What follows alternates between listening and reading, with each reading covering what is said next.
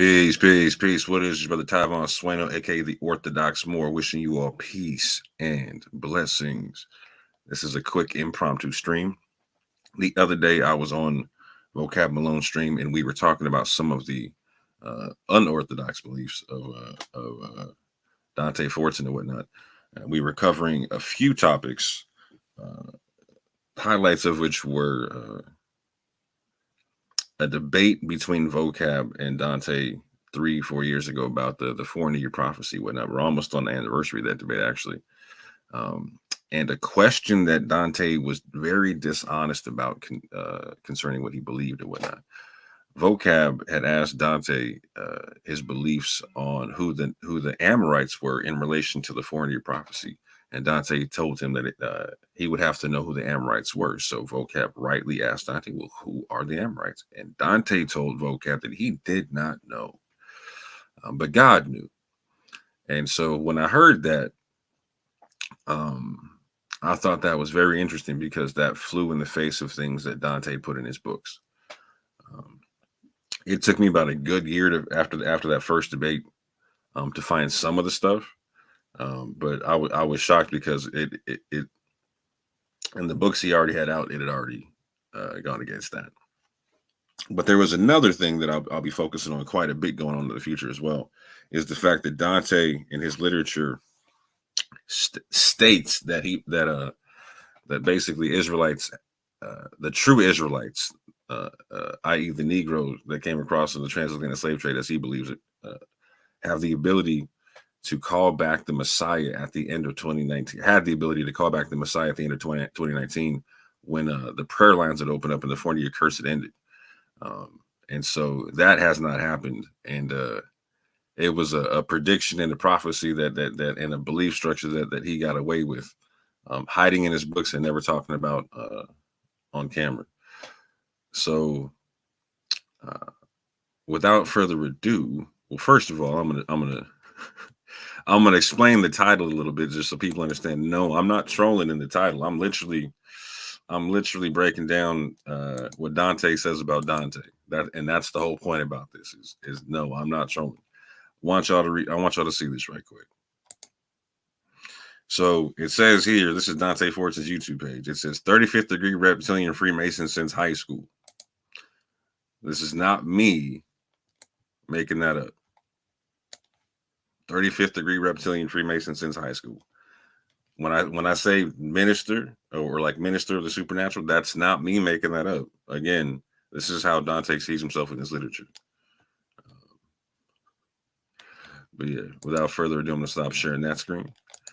And I'm going to share Vocab. Share the screen with the interview with me and Vocab. He trimmed off a bit of it, but it's enough to where you still get the gist of what was going down.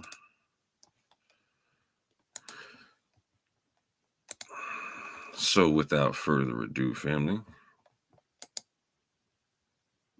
this is roughly an hour and 49 minutes long. Hold on, make sure I didn't. Yeah, I have to run a little bit. But yeah, about to mute out. Hit the fair use John on this thing. And enjoy learning the beliefs of your favorite internet moray, who was a administrator of the supernatural, who was a 35th degree Reptilian Freemason since high school.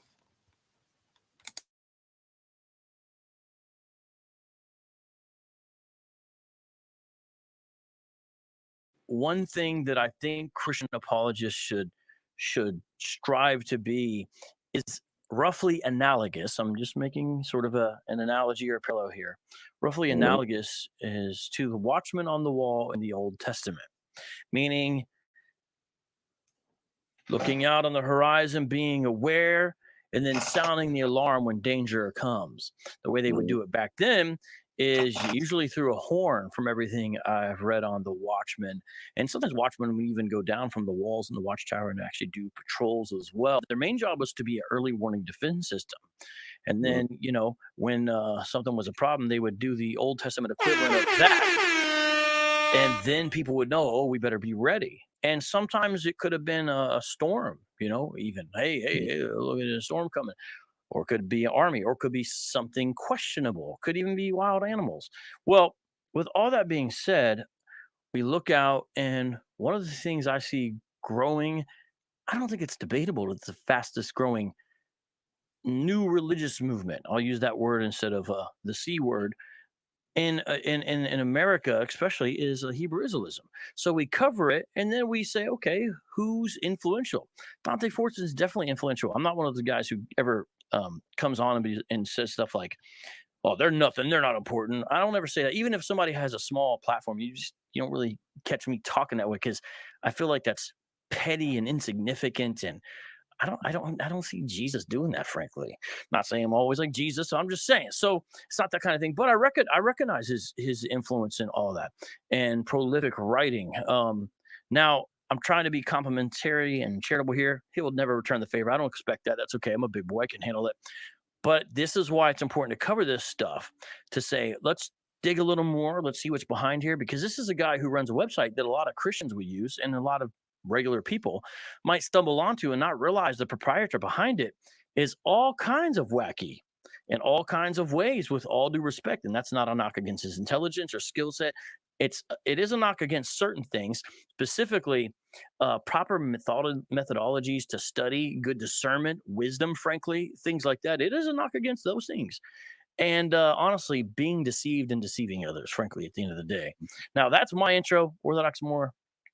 Why do you, so that was just me saying me, why do you think it's important to talk about this stuff? Because you did a review video, and part of your review was covering some of this stuff that Dante Fortson believes. Why? So I think it's extremely important because, like, I had my runs with Dante in the past, and something that I took issue with was it took me a long time to figure out what he believed because he wasn't upfront with a lot of stuff, right? Doesn't it Um, seem like that? Doesn't it seem like he's yeah, not upfront with what he believes? yeah, and it was unfortunate, right? Like, Mm. so if you notice, if you do my review, and shout out to Abu for doing a very meticulous like stamping of the review and not. If you go to the video and not, You should um, pin that comment, by the way. I thought I did. Oh Oh, wow, I maybe thought I maybe did you on my already phone. did. When I first saw it. I might have missed it. I thought I did. Yeah, maybe you Uh, have now. But go ahead. My but bad. so if you notice, and I have to go into a lot of obscure books of his that nobody reads to pull out some of the stuff that I pull out or whatnot. And in your debate, you referenced a lot of his material and referenced his books and whatnot. But a lot of people actually haven't read his books, and that's what got me. Is a lot of his followers, they might buy the book and support, but they don't actually read the book and whatnot, right? And so he doesn't have to be as honest as a lot of people are, because a lot of people aren't fact checking him when it comes to his own material and whatnot. And so, as somebody who's dealt with them and had to learn the hard way, like what he believes, like later on down the road.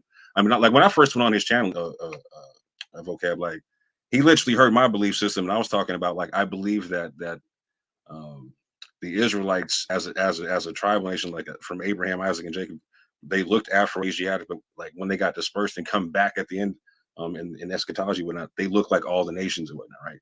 He got to hear my beliefs full on, right? Like I'm not Oh, racist with you mine. said I'm you're not, saying you said that? yeah, on his Well, channel and that's whatnot, right? that's pretty close, by the way, to what I think what I would say, by the way, Like, what you just right, said there. So yeah, facts. that seems And at the, commonsensical to me, to be honest. right. And that actually even comes up in your debate when you guys start debating DNA a little bit, right?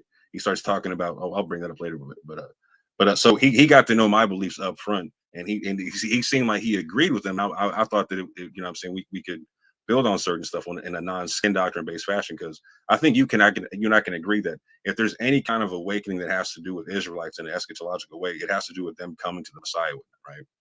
It's not a Yeah, skin doctrine. I do believe that when I read Romans 11, that's the main place that I would Hmm. rest upon. I see a turn to Messiah uh, in the final days. I do believe that's the case, and honestly, I just even hope that's true. I mean, but I think it is true because of what Scripture says. But I really hope that's true.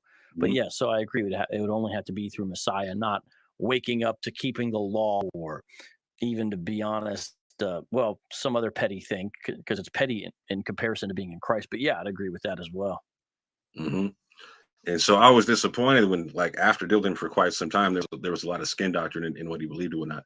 But I became even further disappointed when I bought his books and read them and then watched you debate with him, because I was like, wow, he's flat out just lying to the people. And people Mm. they're not even reading his books and don't even know that they should be checking them on stuff. And he's just getting away with stuff. Like he's getting away with scholastic murder in a sense, right? So I thought it was important to, and Abu had wanted me to do it for a long time because I said I was going to do it, but I was going to go through the debate and slowly walk through that kind of stuff. Because I could tell that you hadn't read his books and whatnot, and you were Well, I've saying read stuff that was right some. So you know what also was weird? There's a book I had that when I got it, I just now realized that after watching a review, the cover said it was one thing, but when you actually, I think it was an error with the Kindle, like the way it was set up.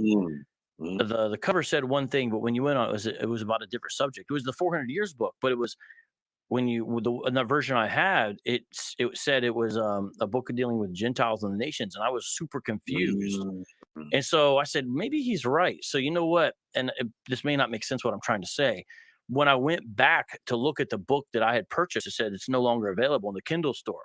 And so the actual 400 Years book, the same cover, I hadn't purchased, but I did purchase it. So I think he made some kind of error, and I think he realized it, but I somehow got the error copy. I don't know if that makes sense what I'm trying to say, but no, I understand. No, because he's actually updated it a couple times. I know what you mean. So I'm not saying he did that on purpose, by the way. I don't.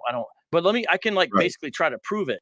If you look on my Kindle, on my app, on my phone, the top two books, and I know it's blurry, but you can see even with the blur, one has the little new thing on top of it, and the other one is the exact same cover. Do you see what I'm saying? That's the 400 Years book. I know it doesn't show up well. I should just be showing my screen. But when I click on the first one that I bought back in the day, it's actually that book.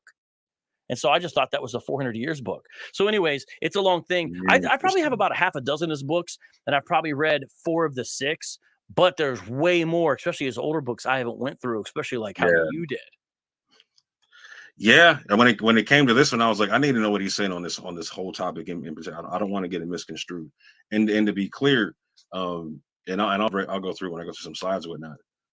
He does have some nuances and even how he deals with the alien stuff and whatnot. But I was shocked when it became this whole ancient aliens conversation in the documentary. So when he said, I don't know who the Amorites are, it's like, bro, you know exactly who you're saying they are. And you have implications to the whole thing with that, right? You have a whole book on this as your eschatology about. And I definitely did not know that. I mean, after watching some of your stuff and then looking at some of the stuff you're talking about, I was like, I mean, I knew he had done some of that before, and someone made a joke about it. They said something like he basically talked about ancient aliens with boomers. Yeah, that was like his calling card prior to being the Hebrew Israelite guy. Yeah. So like I looked into some stuff and I was like, man, Dante could have been a guest on like the History Channel, but not for the history, for the ancient astronaut stuff and all that stuff. You know what I mean? He could have totally like been on one of their panels and like, well, actually, you know, if you realize, he could have been one of those guys. You know, he's like right in that line, and I think it's important to talk about. So I'm gonna let you get these slides set up. I'm gonna switch to a screen where you're gonna share some. Sure. Yeah. Let me get this going. I'm gonna switch to a screen that I'm gonna see how it works with both of us here. And in the meantime, shout out to Rick Caldwell Apologetics, one of the absolute best apologists, in my opinion, on the interwebs. Does great stuff. Very intelligent. I wish I could be as articulate as you are. Maybe one day. But in the meantime, thank you for the birthday super chat, my friend. Greatly appreciated. Okay, so let's do this. I am going to put you on the screen with this. Let me see here. Just give me a second. I'm going to line this up. And since you're not showing my face, I guess I'm going to show my ugly face with your voice, because otherwise there's no face on the screen. I'm going to fix the dimensions here, but you're ready to go. Just let me play with the dimensions. Floor is yours. Let the puppet memes roll, sir. Puppet memes? Oh yeah, I got you. I don't know what else to do. No worries, I got you. So y'all see here, it says to Dante, the Amorites were a tribe of cannibalistic Nephilim that had 6 fingers and rows of teeth. Where are they now? Now this is important to understand, because at 1 hour and 29 minutes and I believe 9-10 seconds in the debate that vocab has with Dante, he asked Dante about the wickedness of the Amorites in terms of like how it plays into the Genesis 15 so-called 400-year prophecy and whatnot. And Dante replies to him, well, we'd have to know who the Amorites are. And so logically following, vocab asked, well, who are the Amorites? And Dante says, well, we don't know, but God knows who they are. And so This is a flat out lie based upon what Dante writes in his own books. He has a complete idea who he thinks the Amorites are in ancient and modern times. See, that's crazy to me. So let me like mansplain a little bit to the audience so they understand the context. I Sure. had a debate with Dante Fortson, kind of like a discussion, kind of a short debate, and it was on Brother Berean's channel, wasn't it? Yeah, that's where it was. Yeah. Yes, sir. And recently, Orthodox More, today's guest, he reviewed it, and it's true. He went through the Q&A, the cross examination, and it's true. There was a spot where I did ask him who the Amorites were, and Dante says we don't know who the Amorites are, basically. And I thought, okay, well, there we go, because it relates to the 400-year prophecy. Is the reason why I would ask him that, because they're mentioned in Genesis 15 where the 400 or so years are mentioned. But he says he doesn't know. Well, come to find out, Orthodox More shows me Dante thinks that they were a tribe. I'm sorry. Orthodox More shows me that Dante believes that the Amorites were a tribe of cannibalistic Nephilim that had 6 fingers and rows of teeth. So go ahead, break it down. So, yeah, also it's going to turn into this might be the title of his next book, etc. Like From Amorites to Aliens: How Giant Cannibals Became Demonic Graves by Dante, Minister of the Supernatural. That should be his new book, right? 100%. Since it's apparently he knows after all, or has an idea after all. You might have to define Amorites and Nephilim and Greys and all this stuff, though. Can you? Maybe yeah, go, I'm gonna go. I'm gonna let him do it in his literature and whatnot. Okay. So again, like, so if you go to the debate on Vocab's channel, I think he uploaded like 9 months ago or something like that. We're almost on the 3-4 year anniversary of that debate. Yeah, something like that. That's a while ago. Yeah, if you go to this timestamp in the debate, you'll hear this part about the Amorites and whatnot. But again, if you go to the As the Days of Noah Were books that Dante has, you'll see this information start to pop up. He breaks down that in Numbers 21, we find that Moses and the army of Israel kills every man, woman, and child of the Amorites.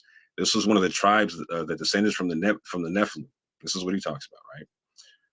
This is from page 124 in the ebook of this. And so he goes on to say on page 280, in Amos 2:9, we read that the Amorites were giants as tall as the cedars, a small, seemingly insignificant portion of the text that is often, let me see if I got the next page here, overlooked is that Abraham had help from 3 Amorite tribes to rescue Lot. Going further down, it says, usually when we think of Mamre, we tend to just think of the plain where Abraham lived and met with the Lord before the destruction of Sodom. But Mamre was the name of an Amorite giant. In this giant that the plain of Mamre is named after. At some point during Abraham's stay in the area, an alliance was formed between him and 3 Nephilim brothers, Mamre, Eshcol, and Aner. So in his breakdown, he believes that Abraham is in league with Nephilim. Okay. So help us out. People that believe in Nephilim, what are Nephilim? A Nephilim guy. 100%. And he's saying that in Genesis 14, etc., that the people that Abraham was in league with, etc., the Baal better yet, the lords of the covenant, that they were 3 Nephilim brothers, Amorite Nephilim brothers, that they were giants and that they were the children of fallen angels, etc. That could be a dope hip hop group, Nephilim Brothers. Possibly so. I can see that. So he's asserting it, but he's not telling us why he thinks that. Oh, you get a lot of that in this literature, to where it's a claim, but it's not really backed up. Well, yeah, no, I mean, I definitely know that, but I always try to give people the benefit of the doubt. Like maybe he's discussed this elsewhere, whatever, that type of thing. But it's like, is this a claim that's out there that Mamre is actually a Nephilim giant? Is because a lot of stuff I know is not original. Do you have any idea? If it is, it's not one I'm familiar with, but I'm not an expert on the Nephilim doctrine. Like I put that one. I put that one down with Zechariah Sitchin a long time ago. You feel what I'm saying? Yeah. Okay. So everyone just understand. This is on the screen. This is from Dante Fortson's book called "As the Days of Noah Were: The Sons of God and the Coming Apocalypse." I'm just going to read what's on the screen because I feel like today's weird, so I just want to basically keep on pounding it in. Reiterating. Overlooked is that Abraham had help from 3 Amorite tribes to rescue Lot. So remember what happened here. It's kind of interesting. This is actually a time when Abraham was cool with these kings in the area of Sodom and Gomorrah because of all that went down. Lot gets kidnapped. Abraham musters an army. He was able to get a little army together, and he goes in and rescues. This is General Abraham. This is Schwarzenegger Commando Abraham goes in with his guys, takes care of the situation, brings them back. They're very thankful. And this is in the context of all this kind of going on. And it says, there came one that had escaped and told Abram the Hebrew, for he dwelt in the plain of Mamre the Amorite, brother of Eshcol and brother of Aner. So there's where the idea is, okay, there's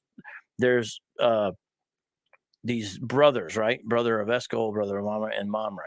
And I understand that he's saying it's named after him, but I'm still trying to understand where he gets the idea of the Nephilim connection. And these were confederate with Abram. So see, they're on league. Usually when we think of Mamre, we tend to think of the plain where Abram lived and met with the Lord before the destruction of Sodom, but Mamre was the name of an Amorite giant. So it does say that he's Amorite, but it doesn't say giant, and it definitely doesn't say Nephilim. So we're just tracking along here. It is so if you go to Amos 2:9, where I was talking about, so he goes to that to talk about the fact that the Amorites were as tall as cedars and whatnot, and giants and whatnot, right? So he retroactively puts that on to Genesis 14. Oh, okay. I see. I understand, and I do see. I see I see Mamre's an Amorite, and he's got 2 brothers. I do see that, but I'm just trying to work through this. So you could basically correct me as I go, because I want to make sure I comprehend it. It's not just for the audience. No, you got it right, bro. I don't know how he gets it there. I don't know how he makes the claim either. Like, you got it right. Like, you're reading it correct. Like, it's just one of them claims where he just, like you said, he just throws it out there and just leaves it hanging. You know what I'm saying? It is this giant that the plain of Mamre is named after. At some point during Abraham's stay in the area, an alliance was formed between him and 3 Nephilim brothers. So they are brothers. You can see that, and they're Amorites, but the Nephilim part, everybody. Mamre, Eshcol, and Aner. After Abraham hears the news that his nephew Lot has been kidnapped, these 3 join him in battle against the 4 kings and help Abram defeat their armies. Sodom and Gomorrah are the most well-known cities that were destroyed during the days of Lot. However, many people do not realize that there were 5 cities on the list to be destroyed, but only 4 were actually destroyed that day. So just read some of the context in there. Oh, okay. So going through it. So the idea of is the Nephilim having these characteristics, that's a common thing within these circles, is my understanding. Like being giants, that's a common thing, right? Yeah, 100%. And he's going to go forward. He's going to go forward and give a list of tribes who he thinks the Nephilim are, like the tribes of Nephilim, etc. Tribes of Nephilim. Yeah. And so this is a certain interpretation from Genesis 6, which is the idea that fallen angels cohabitated with human women, producing Nephilim, and these Nephilim have abnormal physical characteristics. Okay. And he believes that they're going to come back in the end times and do the same thing, and we're probably going to witness the same things again. He believes that there's a lineage of Nephilim that's stuck around, but he believes that they're potentially, air quotes, but potentially no longer giants, but they could have genetically modified themselves to look like you or I, etc. Oh, so like I could be a Nephilim? 100%. I could be a Nephilim. Dante could be a Nephilim. You would know.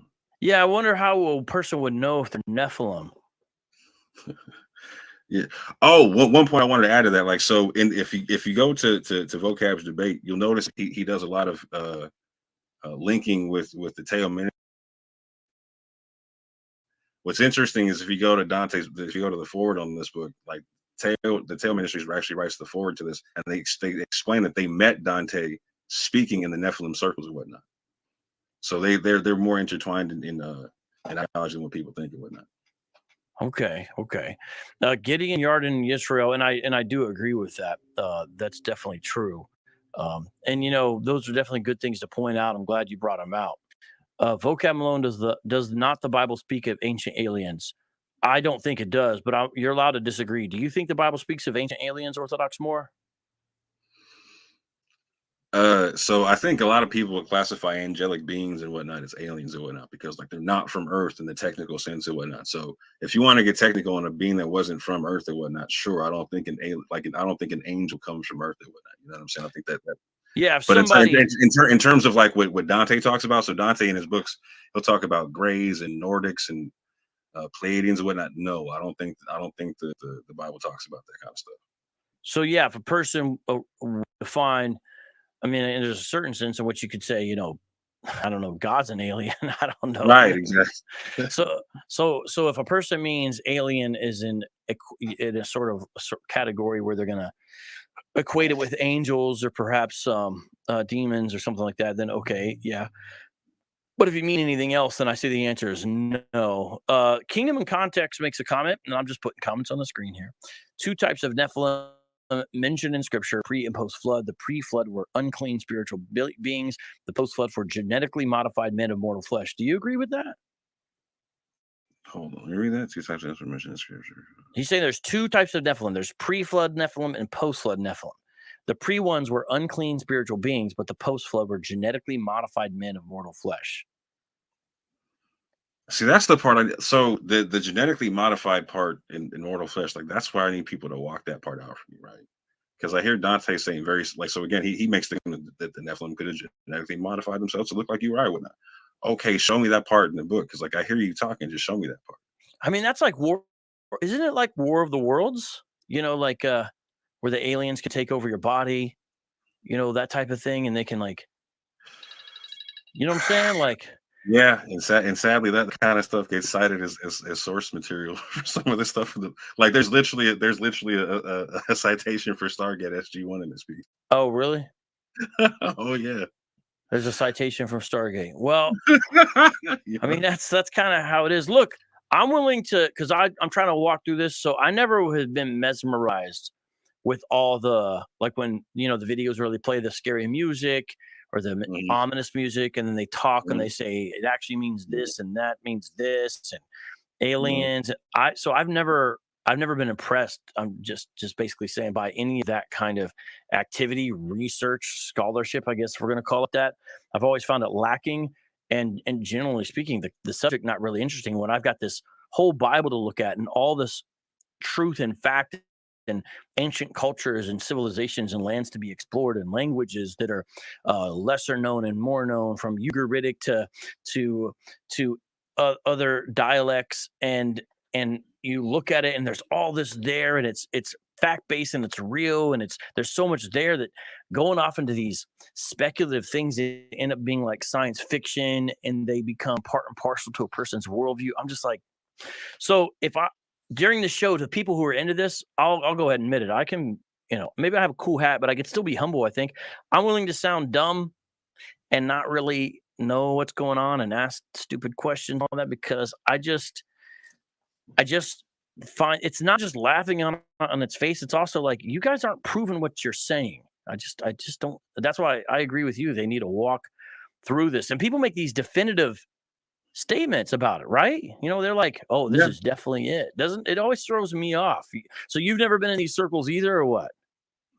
Oh no, when I was younger, I was around and whatnot, but I was never in them like that. Like so, I'm aware of the information, but like I wasn't. So you and I are both officially old enough to remember when Michael Heiser, R.I.P., dissected the Zachariah Sitchin stuff and debunked Sitchin, right? Oh yeah, Remember that? and a lot of those guys in that weird alien community have always had personal odds against Heiser ever since.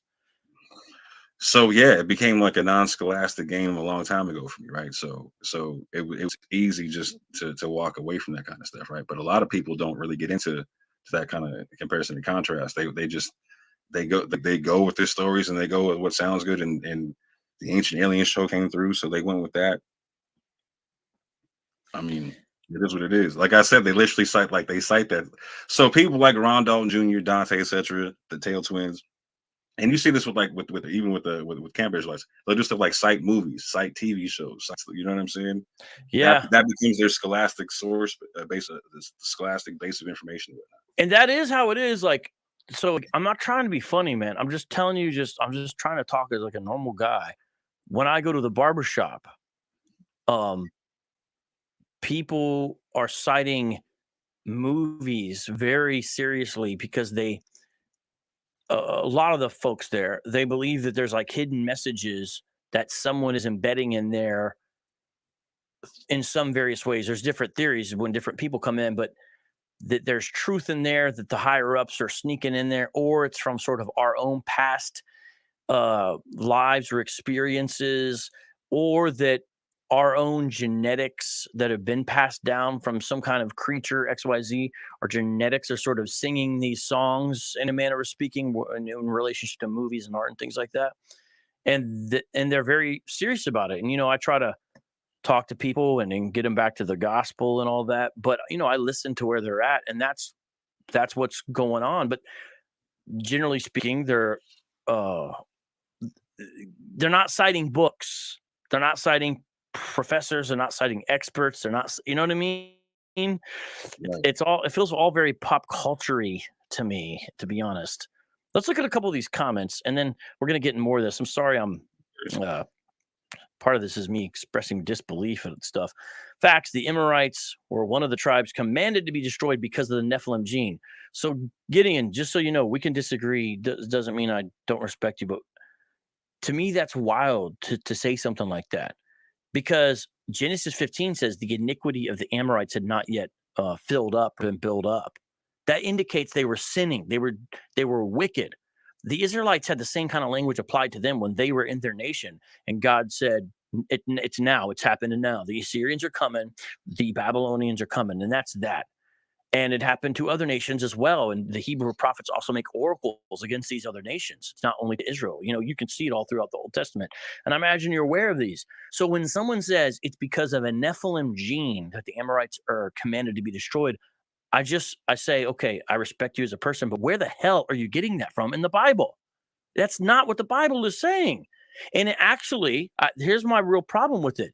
It destroys the seriousness of the sin problem, because now instead of judgment on sin, you're getting rid of alien DNA out of the population. So I don't like it on a theological level as well. I have a lot of problems with that. And I think people are fascinated, but they need to get back on track. Nicodemus Serpico says, in any of these Orthodox more, cut me off, tell me to stop talking. You can comment on any one of these. Real quick, let me comment on Gideon, because Gideon is my dude. Like I've known Gideon for a long time. We actually used to debate together in the television debate league and whatnot. And like he used to know G-Con, etc. Whatnot. We were part of the Yahweh War Machine together, whatnot. Gideon, I love you, bro. You know I do. Like, so when you talk about Nephilim gene, now we got to talk about brass tacks, my G. What is the Y DNA of the Nephilim? What is their actual haplogroup? That's good. That's good. That's good. That's a basic kind of question we got to ask. That's exactly right. Good point. Good question. Yes. Wish I would have said it. Nicodemus. So that explains where the Scythians got the realm of Nephilim in their Norse mythology, given that they had a trading post near the region of the Arabian Peninsula about 1K AD. I think he's serious. No, it doesn't explain that. Oh, Niflheim. So Niflheim is I believe a place in Scandinavian mythology. Yeah, I agree. That's interesting though, because they got the giants in there like that. You like that? I can dig it, bro. Like that's the next Thor movie coming near you. You know what I'm saying? See, this is why it helps me understand why Dante's popular too, in a way, because people they're into this stuff too. It helps explain it. Gideon, does not Hebrews 13 say you can come across an angel unawares? Yes, absolutely it does. I believe that with my whole heart. Mm-hmm. If some personal stories people have told me that I trust, I believe it's probably happened to some people I know in some instances even. I'm just saying possible, I think. But since it says unawares, I'm not saying definitively. That's kind of the point. So it does, but I don't in any way equate that with Nephilim or aliens. I equate it with persons like, I'll say rather, because I don't want people to think I mean humans, persons such as a Michael and a Gabriel, and whoever else is unnamed, unless you believe other certain sources, then you can say Raphael or something. But it does say that. So yeah, aren't Nephilim angels, seraphim classified as angels? I don't think so. I'm always willing to learn, but we just got to really explain this stuff. Love Chuck Missler and the Sons of God took all the daughters of man. Yeah, I think Chuck Missler was really into that stuff. Yeah, Chuck Missler, Dante's master teacher. Like Dante cites Chuck Missler all over the place in his books. Oh, really? Yeah. Well, it's good to see those Japhetic white men can be good for something. Because doesn't Dante think they're Japhetic? Europeans? Yeah, he's kind of having to switch stuff up now because you're familiar with the fact that he's E1B1B, right?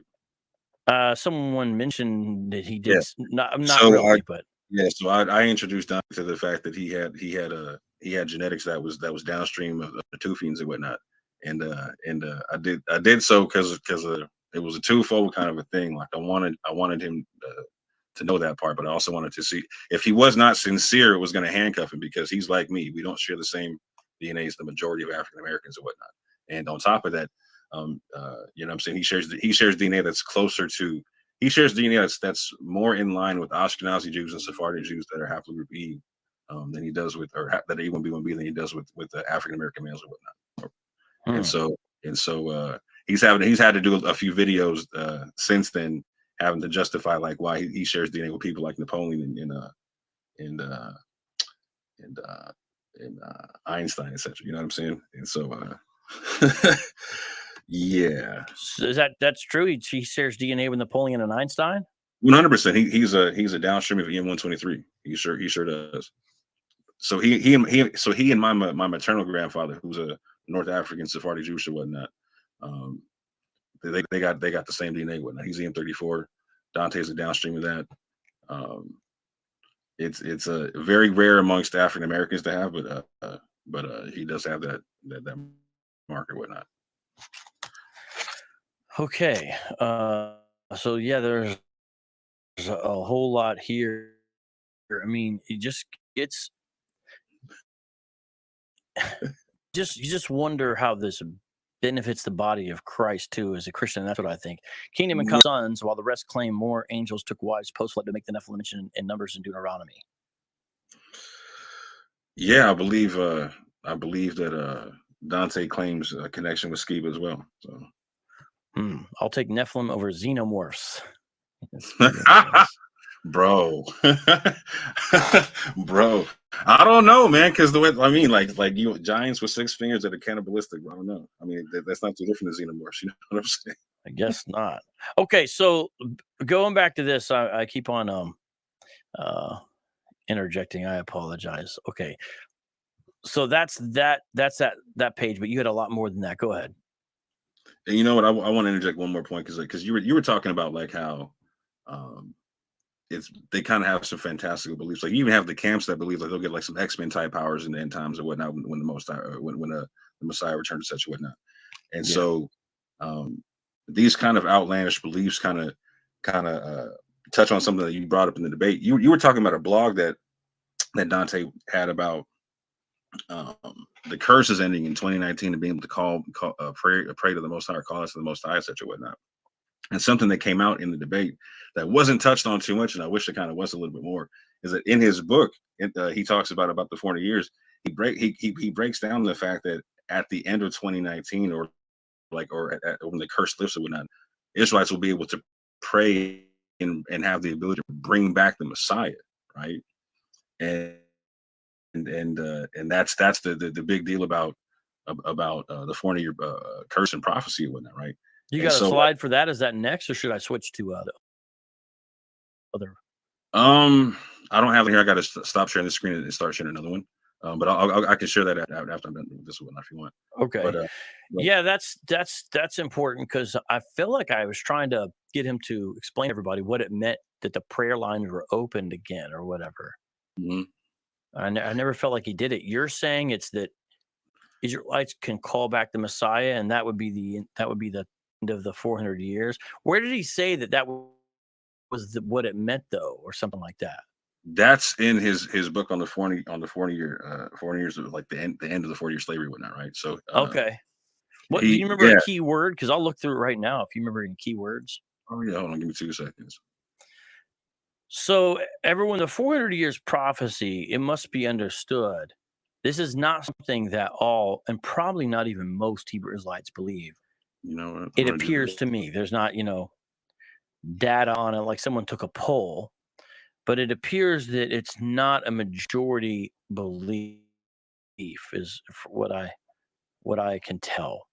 But there are Hebrew Israelites who do believe in a 400 years prophecy. And the idea of that is usually it dates from 1619 to 2019.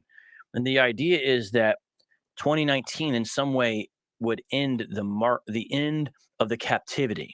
Because if you understand it beginning in 1619, the as far as on the shores of what became the United States of America, then 400 years would be 2019. It's derived from Genesis 15, I believe, verses 13 through 16, that section right there. And before 2019, a lot of Hebrew Israelites were online promoting this 400 years prophecy. They were promoting it and saying it was going to happen, but no one exactly explained what it meant. But you just got a lot of like, our captivities almost over, the captivities going to end. That kind of thing is kind of what I saw a lot of. And then when 2019 came and went, and in 2020, and then 21, 2022, 2023, we're almost in 2024. In the immediate time, what I saw change was people saying, actually, this is the judgment America is going to get. And it became, this is when America's judged. And so you got a lot of COVID prophecy confirmation ideas put in there. And now it's even morphing further. And I think Dante's messing around now with the 430 years idea, which to push it down. In private, I had told people when the 2019 thing doesn't come true, these guys are going to switch if they're about their business, meaning the best thing you could do in that situation after you've put your foot in your mouth is switch to 430. But I didn't want to say it in public because I didn't want them to get the idea, but I figured that's probably what was going to happen. So apparently that's what Dante did. I was saying the same thing in public for a long time too. If you go to his book, I think there's something about if you type in like either call back the Messiah or any, like you type in Messiah as a keyword, it'll come up. All right, I'll look for it while you're talking. Go ahead, though. The floor is yours. So what I was going to say about that was like it's sad because like there's this leaning towards some very fantastical stuff that you don't find in the books. It seems to be very like almost like Marvel and Disney-esque and how they break down for people or whatnot in terms of it's something magical that happens. It's the Black Messiah that magically shows up and takes care of all the evil white people for us and magically brings us back to the land and magically does all this type of stuff. We don't have to do anything at all. Blah, blah, blah. It's really fantastical. To me, it's grown people playing dress up, and it's kind of sad to watch sometimes. And I was hoping people would really wake up in the concept of like, okay, 2019 came and went. They had their whole prayer thing and whatnot, and the Messiah didn't show up. Like that should be it. Like you remember when the camps were making false prophecies and they had to wear that. They wore egg on their face for a long time. This should be one of them situations. And this is a situation where Dante didn't wear any egg on his face for that. Nobody reprimanded him for this thing. And that was a big time thing that the Most High was going to, or that 2019 comes and we can bring back the Messiah via prayer and whatnot. And it didn't happen. Like what year are we in, fam? And the Messiah still hasn't shown up. Come on, man. Yeah, no, I agree 100%. And it doesn't, I mean, that's regardless of if it's successful or not. That's what I was trying to do with, that's what I was trying to do with our debate is like have them be, called account for that. But it's like you can make false prophecies in this thing and just kind of go about your business. Right. And he recognized that you didn't read that you didn't have the copy of his book that I was talking about. And so and in that first round, he was like, "Oh, Vocab's just reading my blog post." And he's just like, "Okay, now I'm not going to tell him anything about my book. Now you don't know what I believe." Blah blah. I was like, "Oh, that's crazy. Like you don't really you're not even trying to stand on what you believe in. Like you wrote books about the thing and you're hiding from this stuff. What's that about?" Yeah, I don't get that. To me, I try to be honest, put it out there, have a statement of faith, a statement of belief. Instead of being like a moving target, where you can never figure it out and never hit it. I just don't understand that. That's how it works in the conscious community. Like the conscious community, that's what they deem as an effective debate tactic versus like in a scholastic debate situation where you got to put the sources on the table, you got to put your arguments on the table, its premises, its counter arguments, all that kind of stuff. Yeah, that's what it seems like, because it seems like the main thing is just to be like criticize the Christian church or something. That's the main thing to do or something. But that doesn't equal scholarship. Oh, okay. I don't know if you want to answer these questions, but I got a super chat, so I feel like I got to ask you Sure. because this is sort of going off. This is apparently this is a Jewish friend of ours who wants to ask you personal questions, Okay. which is where in North Africa is your maternal line from? So my maternal line, like my mtDNA, is actually Native American. It's A2G. But my mother's family, her father comes more so from Morocco and Spain. But I guess so. Morocco and Spain. Yeah, like Spain via Morocco, and then the Americas and whatnot. And then, well, I don't know if you really share that. I don't think Sway's your actual last name because he's asking about last name. No, Swain is my actual last name, but in terms of my mother's family lineage, nah, you don't need to know that. Oh, but you're saying what is it? SWAIN? Isn't that what you say? Yeah, Oh, so Taiwan's your is that how you say it? Taiwan? Tavon Swain is my government name. Oh, okay. I didn't know that. Well, that's cool. Okay. So, and then what Jewish community timeline? I'm not sure if I understand that question. I'm sorry. What Jewish?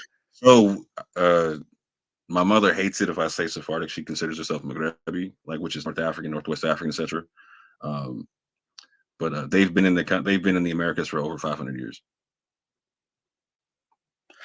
All right. Well, Tomer, I hope that's good enough. I appreciate the super chat. Seriously. If my man wants, if you email me at theorthodoxmore@gmail.com, I'll give you more personal information. I still want. I'm not trying to give all that stuff out on the internet. Yeah, I get that. I'm not gonna press you at all for that. Trust me, I'm not. No worries.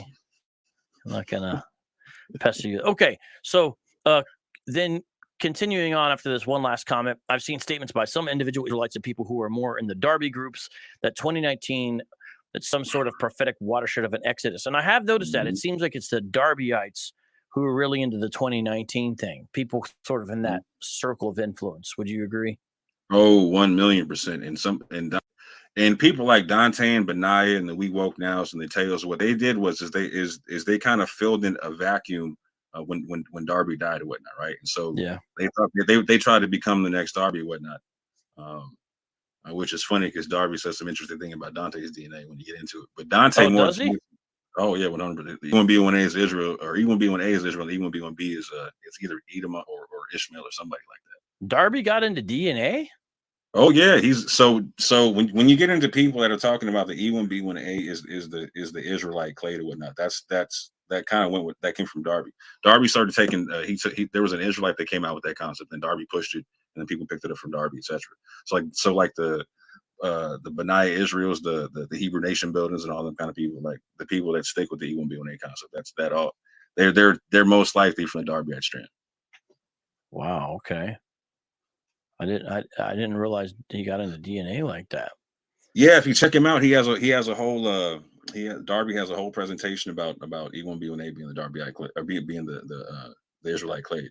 And what's crazy is he when you get into it, you'll see it because he even makes the kind of claim that the females are E1B1A. You know what I'm saying? It's interesting.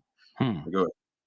What was the thing you said I could look for in the book? I'm sorry. You said call back the Messiah or something like that. Yeah, something of that nature. And there's a part where it's like in a question. Oh, okay. Page 237. Oh, wow. And okay, this is really in here. Okay. Okay. Well, okay. So a few things. One thing I've noticed about Dante, and a lot of these guys do this. And again, honestly, I don't feel like it's a very direct, honest, authentic, good faith way to operate. Mm-hmm. Where they make themselves a moving target in regards to belief, and it's not put on the table in a clear way. And when I look back at the Christian church, despite whatever flaws the church has had of various branches over 2,000 years, no doubt about that. One thing I like and appreciate, some people will say we don't like it because X, Y, Z. Okay, that's fine. Is the willingness to constantly put beliefs in writing. And I appreciate that. I think it's good. I think it's, first of all, a didactic a didactic tool, meaning a teaching tool for people in the faith. Number one. Number two, it's clear and it gives clear explanations to things. This started very early. Yes, it's an Old New Testament in various ways, much shorter creeds, but then you get right away, you get into the Apostles' Creed, you get into the Nicene Creed, you get into the Athanasian Creed, you get into what came out after Leo's tome in relationship to the nature of Christ. You get into all these other things where it's clearly explicated. And then, by the time you get over here to the Reformation, you have people like Calvin writing the Institutes, a 2-volume set that's just a more detailed explanation of Christian belief. And then you have systematic theologies, and people are saying, da da da. I appreciate that. I think that's a good thing. I like that, And then there's confessions that go with the catechism, such as the Westminster, the London Baptist, New Hampshire. The Hebrew Israelites, because I know right now, if Dante watches this, he'll be like, "Well, I have my statement of faith on my website, and so does the School of Hebrews, and he's a liar. What's he talking about?" I've read those, but what I've noticed is they have this bare kind of minimum little skeletal frame, if they have it at all. Most of the camps don't have anything like this, by the way, and a lot of the even guys like Ron Dalton don't really tell you. They'll have this little kind of, and you read it, and it's like, yeah, but this is never stuff you talk about. You don't talk about, like, for example, Pastor Omar Thabew, he's got belief in the Trinity on his, which is like shocker for Hebrews. Like, does he talk about that? You go on there, and it's all this other stuff. And he was a big pusher of the 400 years. So I've noticed that. So it's like, yeah, but that's not really helpful. It's you're not really doing what the intention is. It's like, okay, here's our emphasis. Here's what we push. Here's what we're about. So I've noticed that. But here's what it says, because one of the thing is Dante will frequently state something that he doesn't want to state as forcefully, even though he is pushing it with some kind of a question. Could it be? But he's trying to push it. He does that a lot. And I don't like that, because again, it's like, stay on your square, as the old timers said. The warning in Matthew, during the Olivet Discourse, Christ gives a breakdown of signs that would let his true followers know when the end of the age was coming. One of the signs was affliction, as mentioned in Genesis 15:13. So notice he's trying to tie in Matthew 24 with Genesis 15 here. This is Matthew 24:9 that he has in the book. Then shall they deliver you up to be afflicted, and shall kill you, and ye shall be hated of all nations for my name's sake. Eurocentric Christian doctrine applies this belief to Christian believers of all races. Now, does anyone notice why that is a funny and self-defeating statement? Eurocentric Christian applies it to all races. So is it Eurocentric, or if it's Eurocentric, it's kind of a weird thing. This applies to everyone universally, but yet it's Eurocentric. How's it Eurocentric then? Anyways, however, the context implies that Christ was talking specifically to Israelites. Bullet point: is it possible that the world hates us because our ancestors rejected Christ when he came the first time? The world still rejects Christ, so that doesn't make sense. Bullet point 2: is it possible that the world hates us because we have the unique ability to call back Christ after the 400-year curse is over? This man literally says Hebrew Israelites have the unique ability to call back Christ after the 400 years is over, and that might be one of the reasons why he believes Hebrew Israelites are disliked. Bro, is it possible that both of the above are reasons why the world hates black people no matter where we go? There's also a warning in Luke's version of the Olivet Discourse that ties back to Genesis 15:13. So he's clearly trying to make the end of the age in line with Genesis 15 here, which it's not. It's 2023. Dante's a false prophet and a false teacher, and he can threaten to sue me all he wants, but that's the facts. Look at it. Look what it says. Then listen to the debate. Listen to Orthodox Morals review of the debate. But go ahead. Yeah, and I dare anybody try to sue me. I would love to see you in court, pro se. I would love to. I would. It would be a holiday for me, bro. Yeah, it's utter craziness, because so the Tail twins have had to wear egg on their face for being bold about how they're wrong. They'll at least come out and give dates or whatnot. They might say they don't give dates. Multiple times they've given dates, and they push it back and they move it back or whatever. But Abu, are you in the live chat? Abu knows the current date. can Abu, do you have all the dates like memorized, or can you put them on the live chat? I don't know if you know them off the top of your head, but I think it's hilarious. They've given multiple dates multiple times. I remember when I first started studying cults and I saw the Jehovah's Witness do that, specifically the Watchtower organization, and I was like, who could stick with this after all these changes? You know, it's like how many times I changed the time of when I'm going to do a live stream. You know, I changed the day, I changed the time, I'm late.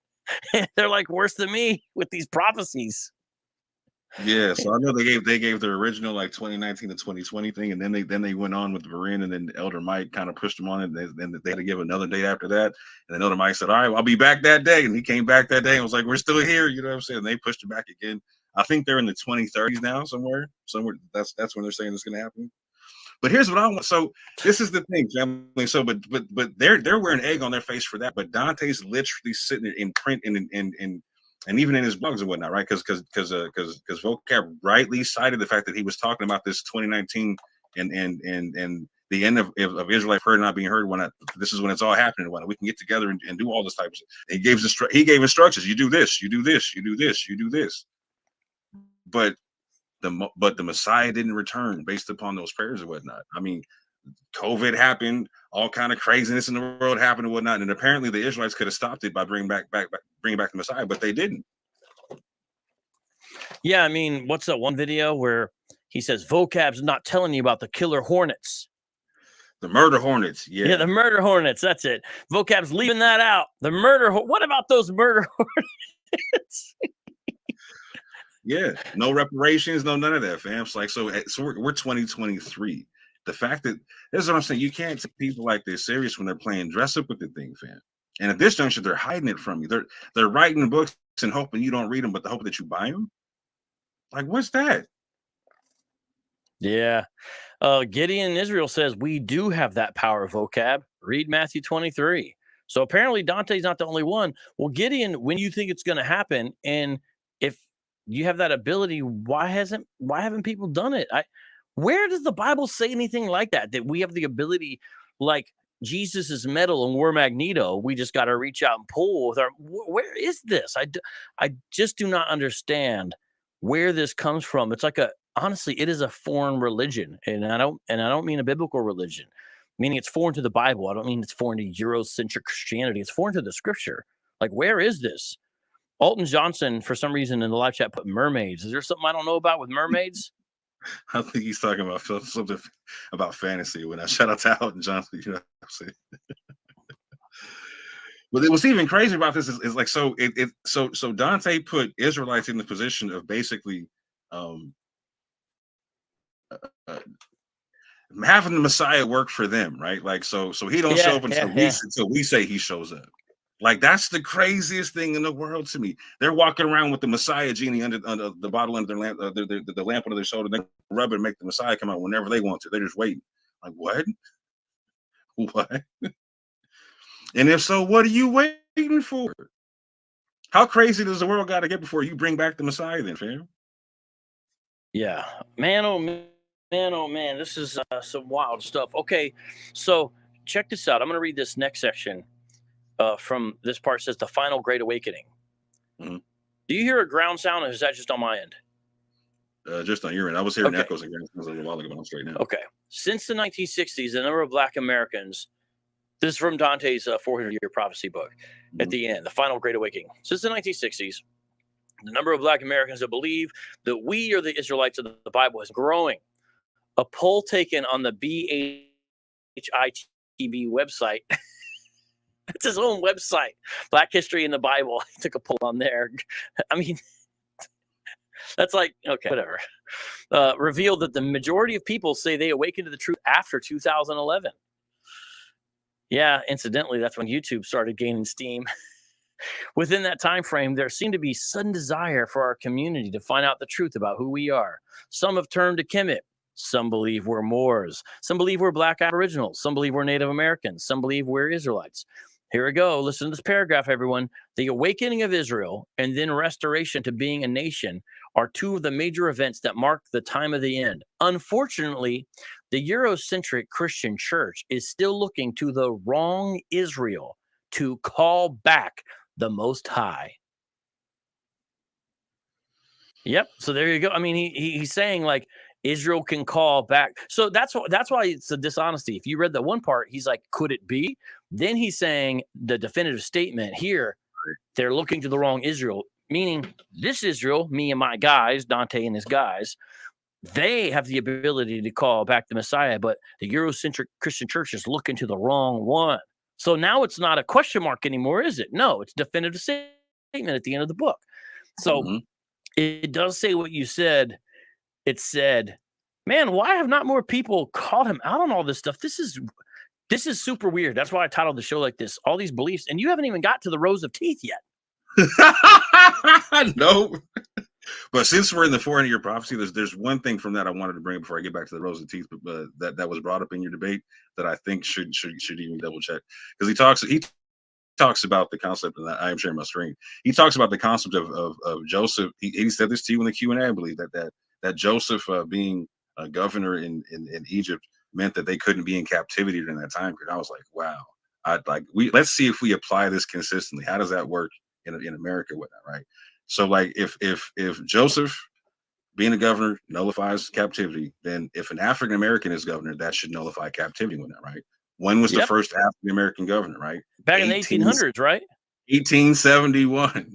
1871. That kills the whole 400 years right there. It stops at 1871. What state was that? Louisiana. Louisiana, that makes sense. Okay. And Louisiana, the first black governor. Look, you got his name? Former slave at that. He was a former slave at that. You got his name? Yeah, I got his picture right here too. That's what I'm sharing my screen. Hold on, I'm gonna go. I want to see the guy and give him a round of applause for falsifying Dante's prophecy and doing something pretty amazing. Hold on just a second. I'm gonna switch it over. 3, 2, 1, the 1, the 2, 3. Oscar Dunn. Oscar Dunn. Shout out to Oscar Dunn. Nullifying false prophecies since the 1870s. That's right.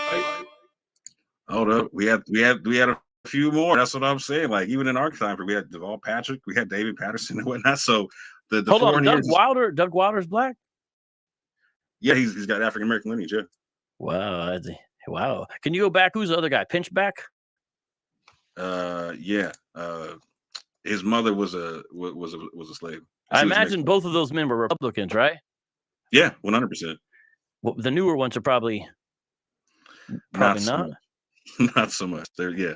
It goes from Republican to Democrat real quick. Yeah. But yeah.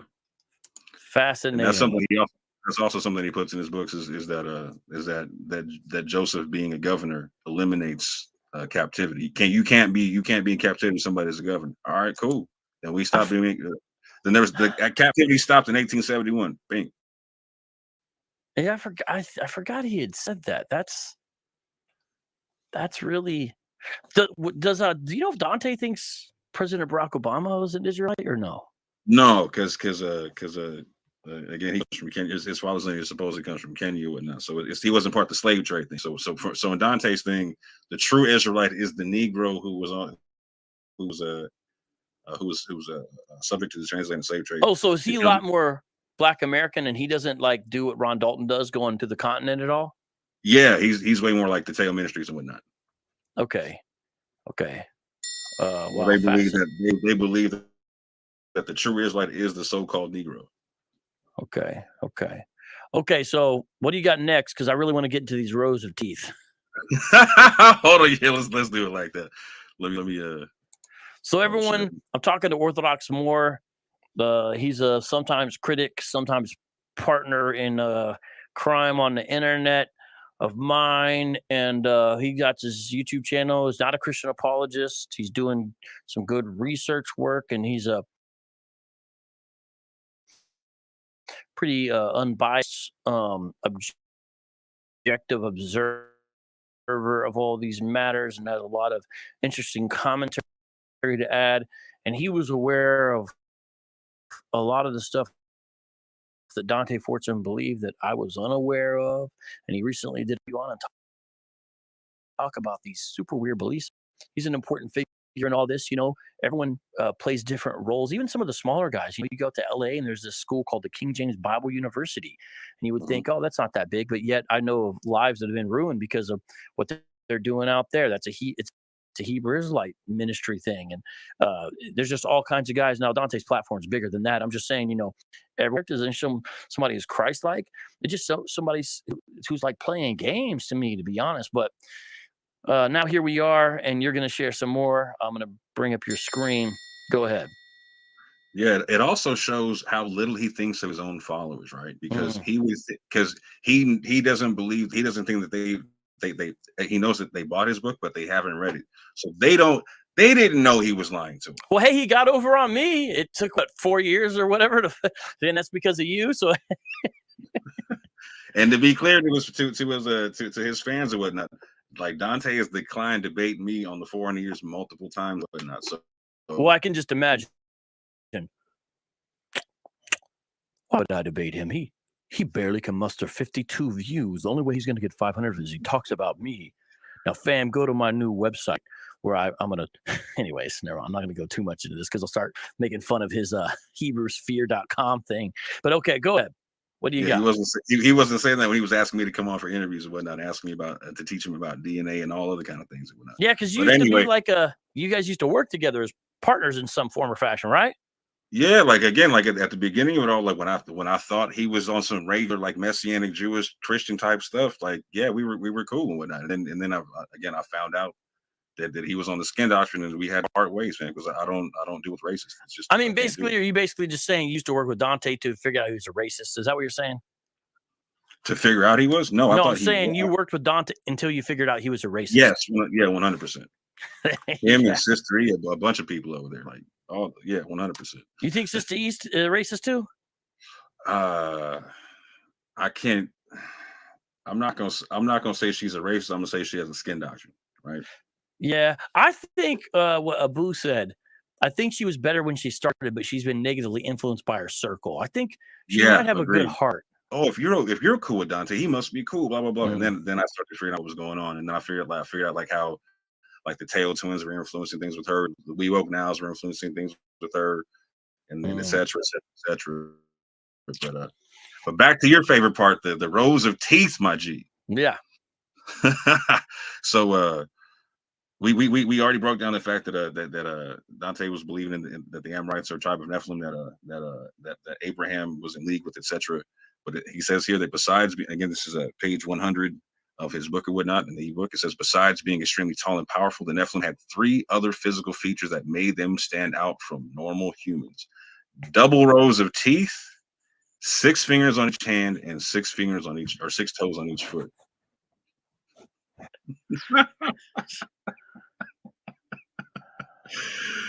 So yeah, you can read the rest of it if you want to, but yeah, these are like, he knows 100%. Like, so he knows what they look like. He knows like where they come from. He knows their lineage, the whole 9.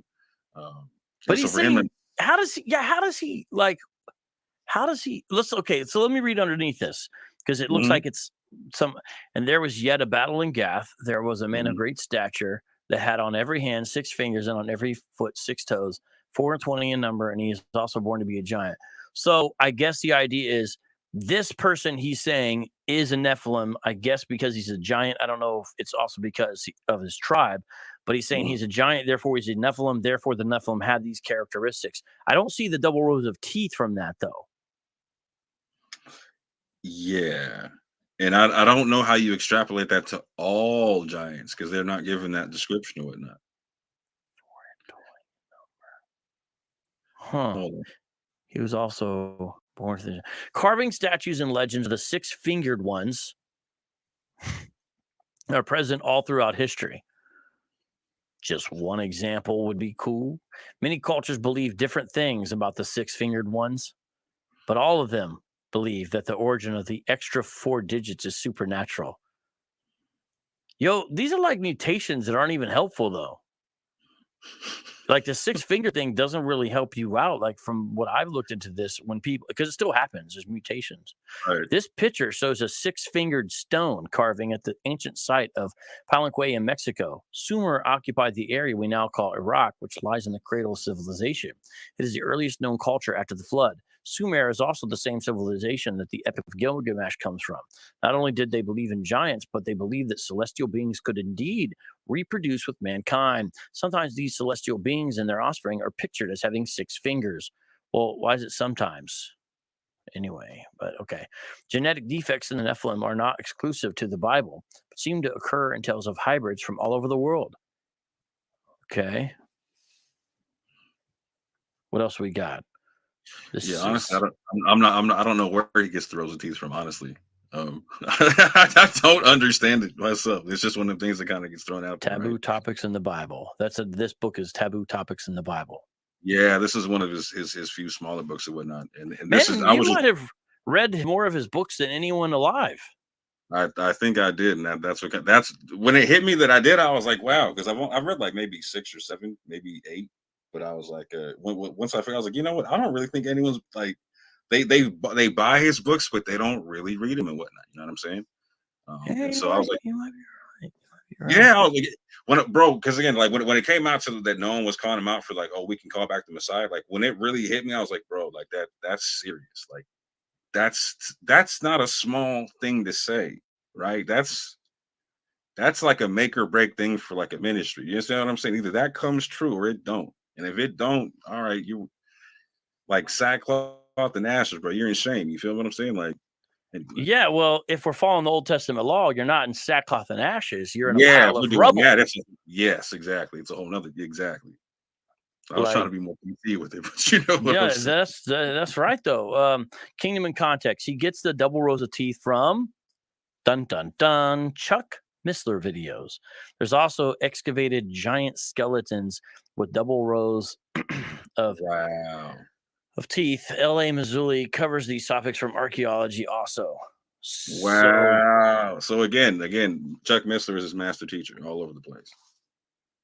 All over the place. You know, that's another. What would be the genetics behind, like double rows of teeth? Because these are all genetic mutations. But you know what? It's such a weird. Like, how does mating with aliens give you these characteristics? But okay, so what do you got here? Are we supposed to? I was just documenting wherever he mentioned Amorites or whatnot. So it's a consistent concept where he talks about the king of Sihon, the king of the Amorites. And he documents. Oh wait, no, go back. 9, hold on, wait. Yeah, but I did not mean to do that. Yeah, hold on. Because so he consistently goes to Amos 2:9 to talk about that their height was like the cedars and whatnot. So that's where he consistently makes them giants. He makes that connection from there. Okay, Amos 2:9. So that'd probably be a key text for him then, huh? Yeah, 100%. He mentions it in this book and also in the Days of Noah book consistently. I showed that at the beginning. Is God over exaggerating about their height? Is God referring to literal giants? Those that take the position that the Israelites saw certain taller peoples as giants does not hold true when we read God's account of their height. It becomes clear that these were giants of greater stature.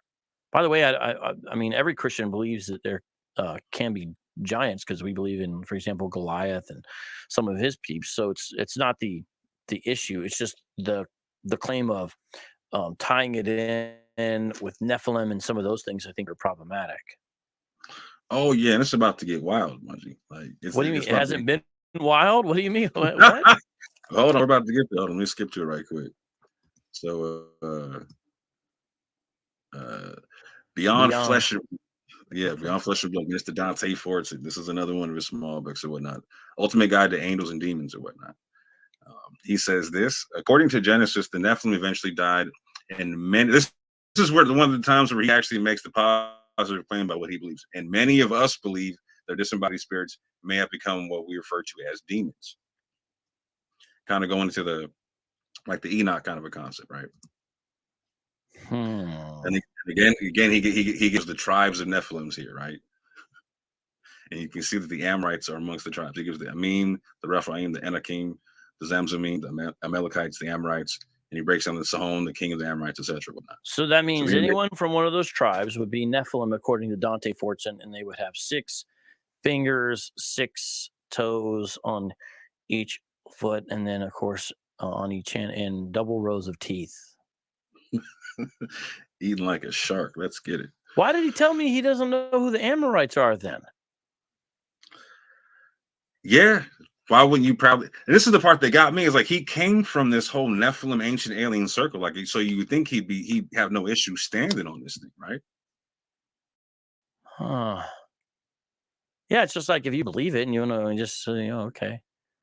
And even in this, he points with Amorites again. He talks about like, and if it seemed evil unto you to serve the Lord, choose you this day whom you will serve, whether the gods which your fathers served that were on the other side of the flood, or the gods of the Amorites. So he keeps pointing towards this Amorite concept, like in the book of Joshua and other places.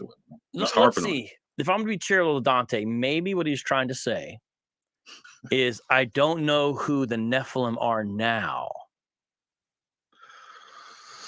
Okay, and that's where we're gonna move forward, because he definitely has a concept as to who he thinks they are now.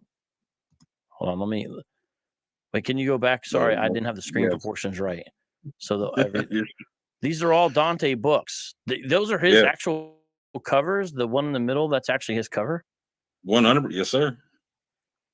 Taboo topics in the Bible: aliens and UFOs by Dante Forts.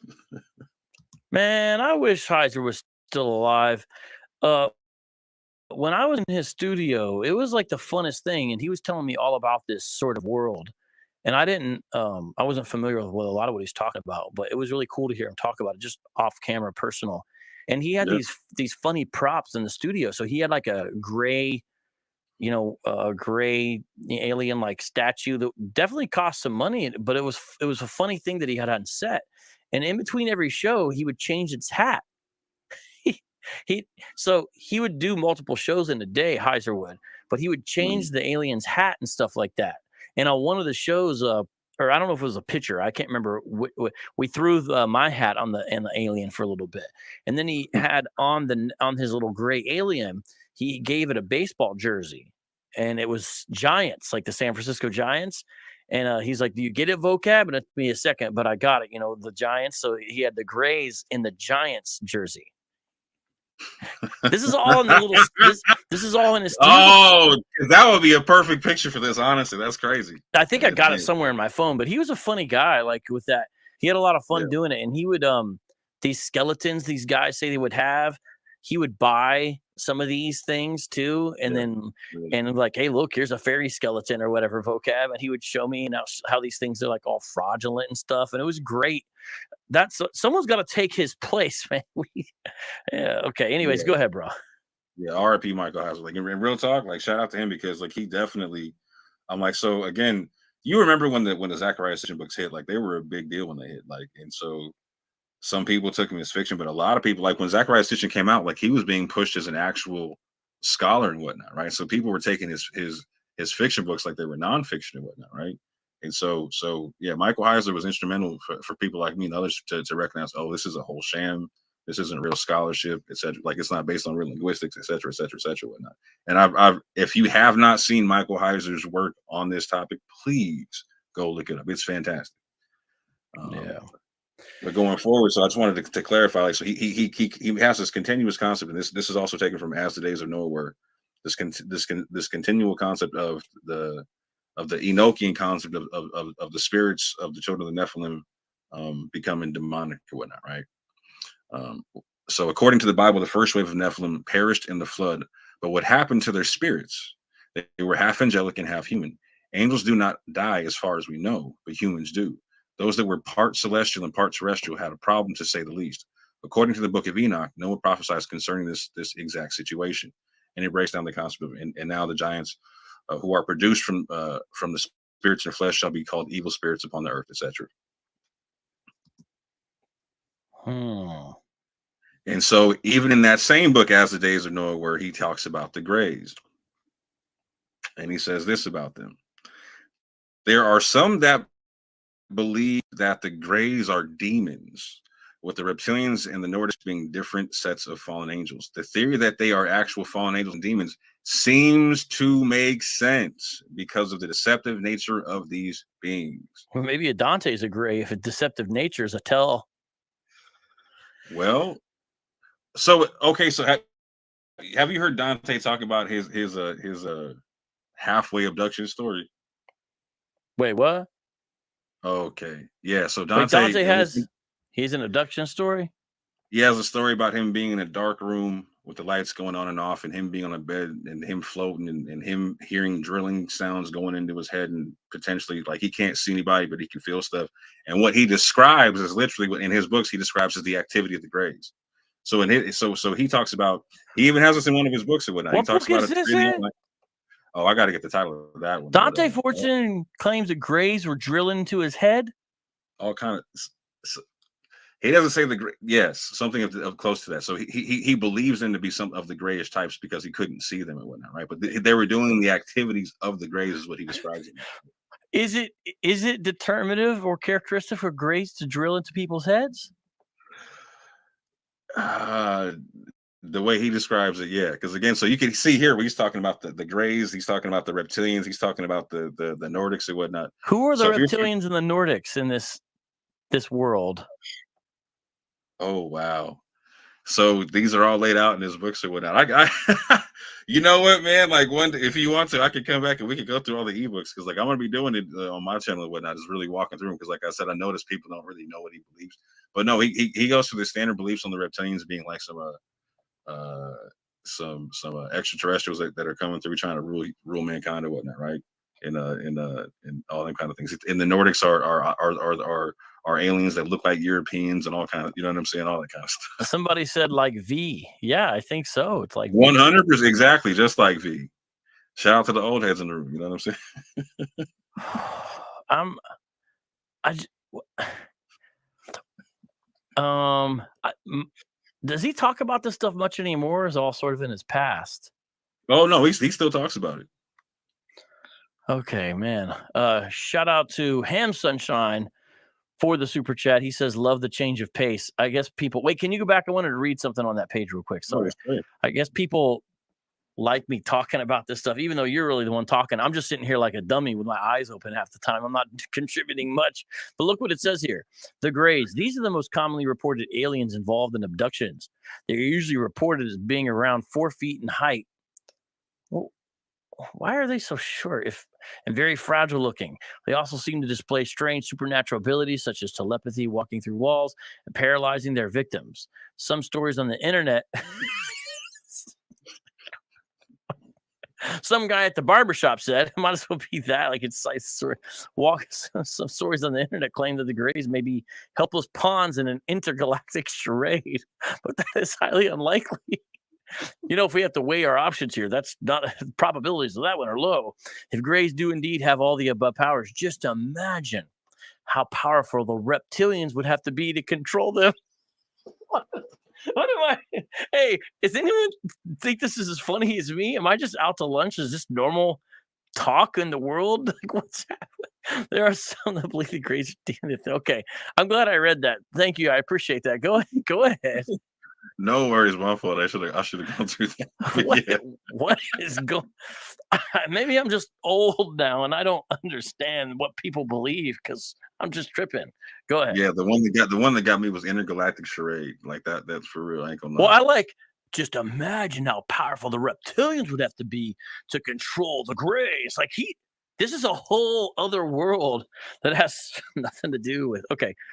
Am I supposed to read this? I'll read this whole part. I'll read this whole part, but I will say that this is where the SG1 gets to get cited. So the Greys' most notable feature is their dark, soulless eyes.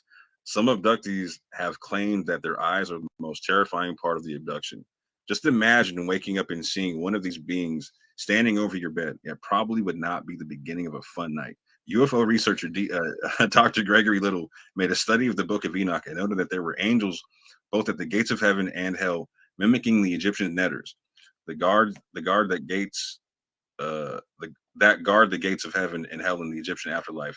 Little also noted that the guardians of Sheol, hell, were described as angels, gray of color, small as children, with shape that is somewhat similar to the human form.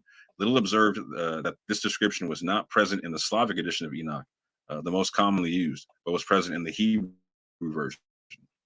Then it goes on to say, there is another theory that is sort of disturbing but fascinating at the same time. On the television show Stargate SG-1, the Asgard were a race of Greys that created bodies for their consciousness to inhabit in order for them to achieve immortality. The exterior was nothing more than a highly advanced synthetic body. This theory is well known amongst ufologists, but not necessarily accepted by all. Some abductees also claim that these beings do not seem to be real, which also explains the lack of genitalia. It is possible that the Greys are some sort of body created to house demonic spirits. Hey, maybe the Greys are just sending their eunuchs only that down here. Bro. It could be maybe they're just sending all the eunuchs. So like the eunuchs, you guys are the ones who got to go. Well, now you know why Greys don't have balls, everyone, because it's really just a shell created to house. Okay. So what am I saying at the end, right? This is why I made that meme about what his next book should be. Because when you follow or whatnot, right? So the Amorites are dead and gone or whatnot. So their spirits are being housed in these graves, is basically what he's talking about, right? And wait, hold on. The Amorite spirits are being housed in graves. So when an Amorite dies, again, their spirit becomes a demon. The demons, he's saying that these graves are like suits that are basically there for consciousness or for demons to inhabit or whatnot, right? And so if you follow the concept, like in modern times, like so the Amorites, like again, they're not supposed to be like they're a dead gone tribe, like their wickedness came to a fullness, etc. whatnot, right? So their lineage should be demons and whatnot. And he's saying that these demons are being housed in the graves and whatnot. Well, yeah, if the Amorites were Nephilim, they were all super tall. I feel bad for these spirits having to crunch down, into little 4-foot grays now. Hold on, let me get the full effect. Just 1 second. I'm gonna pan out. Okay, there you go. I need like an alien sound. I don't have it, so I'm gonna do the next closest thing I got, which is this right here. Tell us what's his next book? The Amorites to Aliens. How giant cannibals became demonic rays with Dante, minister of the supernatural. And that's what he calls himself, a minister of the supernatural in his own books. So that's not me saying. I thought it was a joke. I thought you were joking. That's so he calls himself a minister I'll send you all the book stuff. Yeah. He calls himself a minister of the supernatural. Yeah. Or he deals in the ministry of the supernatural, something like that. Yeah.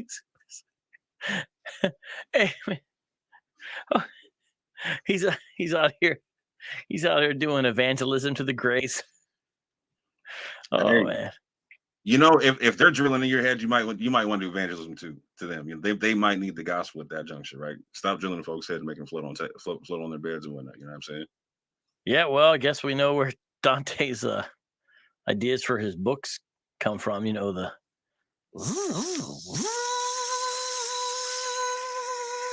it's the grays at night. Some grays drilled in his head and gave them the idea for Hebrew sphere.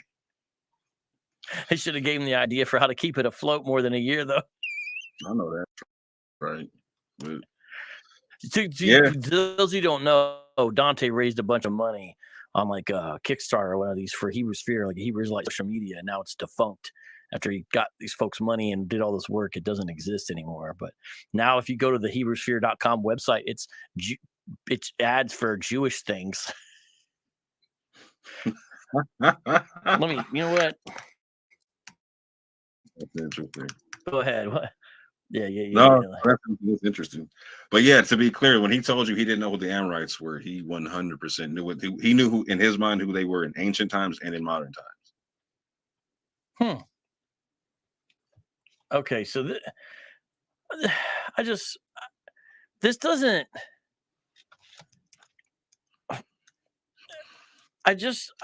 But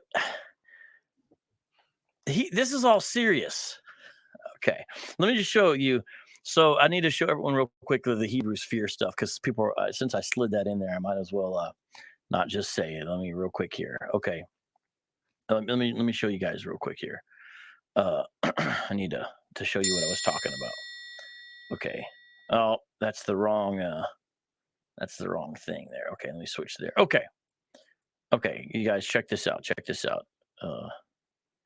So on the screen here, you have the Kickstarter for the Hebrew Sphere online community app. Now that was just for the app, right? That was just for the app. I think he had already got the money for the for the other part here, a Black empowered social network. And 62 backers pledged $4,068, almost $4,100 raised there. We reached our goal in less than 8 hours. All praises to the Most High. The app has been paid for. So da da da da, and it says, "There's the app." Bada boom, bada bing. There you go. Okay, there's the app, right? It's got da da da, and he's got different things now. When you click on it and you want to start using the website, donate to Jewish charities. Jewish charitable organizations. That's where the website is now. HebrewSphere.com now takes you to Jewish charities and Jewish organizations. I think that's ironic. Funding successful. So he did it on more than one place. Oh yeah, that's my short about it. But yeah, that's HebrewSphere.com. Anyways, I don't know if you knew about that, but okay. Okay, so where are we going next? We got the suggested title of his new book. What else do you need to share so we understand? Are you still here? Did I not? Oh, I muted you. Never mind. Hold on. My bad. I got you. Okay, go ahead. Sorry about that. Yeah, whatever you want to get into, man, because that's all that I can remember from well, you want to get into the debate a little bit more or no? Let me see here. You're saying that's all the slides you have? Is that what you're saying? Yeah, in terms of that part, yeah. Okay, yeah. Let's do this. Everyone, I'm going to give you a little bit of time to ask Orthodox more questions about this, and I'm going to let them talk a little bit about the debate. I wish we could like summarize everything we've talked about because it's been quite a bit. But the idea here is to expose a false prophet, but also all this other baggage that I don't really know if anyone has realized that this false prophet has believed and taught in numerous places. And honestly, some of the dishonesty and deception, because don't know who the Amorites are, yet you have this whole thing about them. And it's been shown here tonight. So here it is. And I am flabbergasted, and I am sort of the, the person just going, nah, for real, I'm that guy, in this particular show. Just kind of just, but I appreciate all your work and surreal, effort. bro. I can understand. It's a bit surreal because like this isn't a normal conversation. You wouldn't expect this to be what's going on behind the scenes, right? So yeah, if the roles reversed, I'd be shocked. And I did watch your video, but when I was reading these books the first time, I was like, there's no way. Like my jaw was on the floor for a week, man. Yeah, so this is very important, and what tragedy that a guy like this has influence over people's real lives. I mean, honestly, like, yo, listen to someone else every.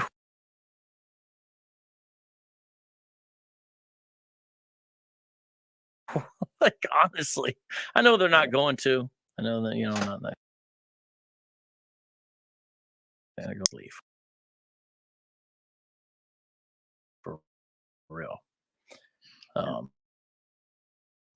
Nate, it's funny, Nate, way back in the show, Nate said the Greys are Asgardians, and that was like way back earlier. And basically, it seems like that is what he was saying at one point. That's what he was saying, yeah. And because that's the SG reference. I'm gonna probably watch that episode tonight. I'm probably gonna download that, pay to buy the episode on Prime or something and watch it tonight with my son. I'm like, hey, you want to watch something? I want to watch the source, just kind of to know, because these things are interesting and curious. But the tragedy is people being led astray by somebody who, instead of talking about the gospel, this is what they're pushing. A minister of the supernatural. My goodness! But how would you summarize it? And everyone, while he's doing that, put Q. Give me a question mark. Ask some questions. Make some comments. Get my attention. We'll talk about it for a few minutes here. What do you want to summarize, and then maybe say briefly something about the debate? So, in summary of this aspect of it, one, like I said, when Vocab asked him the question about the Amorites, Dante was deceptive in how he was talking to not only Vocab but all of his supporters and everyone listening in the chat. of the debate and whatnot. In the sense that A, he knew who the Amorites were, and B, it had strong implications into his eschatologies, if you really want to get into it, because he has a whole book on this. That's important because he ties in directly Genesis 15, which is the root of his 400-year prophecy. That's his anchor text. He ties it into Matthew 24 directly, and that's actually part of the whole concept as the book, as in the days of Noah. It's saying just like the Nephilim are running around then, they're going to reveal themselves, I guess, and be running around now. I don't know if they're going to reveal themselves, but that's one element.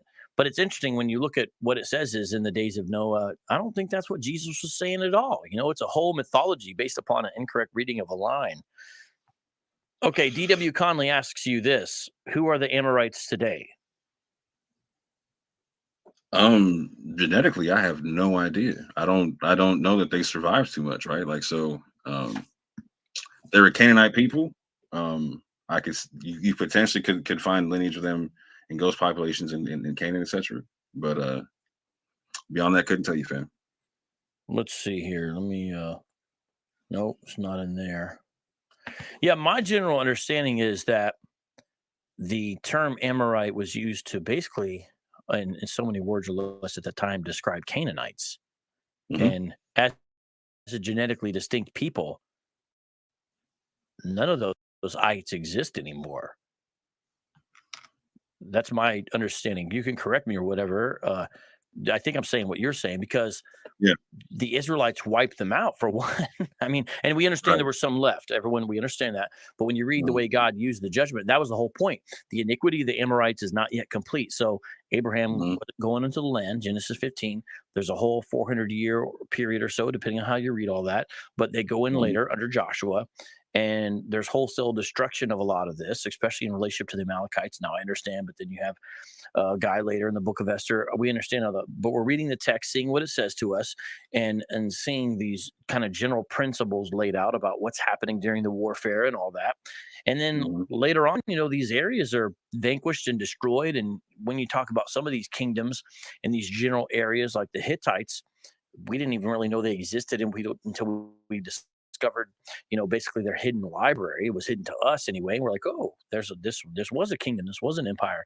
Some of those groups, those ites in the Bible, we still in the modern era actually don't know who they are. We don't always know who they're referring to. Some we know more about. The Moabites, the Edomites, we know much more about. Some of the other ites we don't really know much about outside of scripture. Now, I know what scripture says, but what I'm saying is we don't have a lot of extra information about them. I don't know if you want to share anything more about that, because I think that's a good question, as far as the biblical history element goes. Yeah, the only thing I could add to that is the modern genetic studies that do talk about this. The closest that I can find is them being linked to a modern Lebanese population, that they might share some links to the ancient Canaanites, etc. They'll be like your closest link to the ancient Canaanites, is like the modern Lebanese, etc. But beyond that, what's the main reason researchers tend to say that? Autosomes, just shared autosomes. So they're comparing what they think they would know about. So it's like they having a certain percentage of a certain like you're talking about like Anatolian farmers versus Levantine, blah blah blah. It has to do with like plotting how they look in comparison and whatnot. So I have from the Illustrated Bible Treasury, they're saying, let me see here if I can throw this in here. They're saying this is what an Amorite looked like back then. Oh, it's not going to appear, is it? Nah, I might not be able to throw it over there. But it seems like they're not around anymore. I mean, like a lot of those, do you think any of the ites, any of those people groups that Israel is dealing with outside of obviously, Egyptians and stuff, do you think any of those smaller tribal peoples have genetic continuity where there's a genetic distinction between a modern people group that you're aware of? Define genetic distinction, because I think we should talk about this part, because on a phenotypical level, no, not really. I think most of these people got absorbed into the population, so they're going to look like whatever population they got absorbed into, right? Yeah.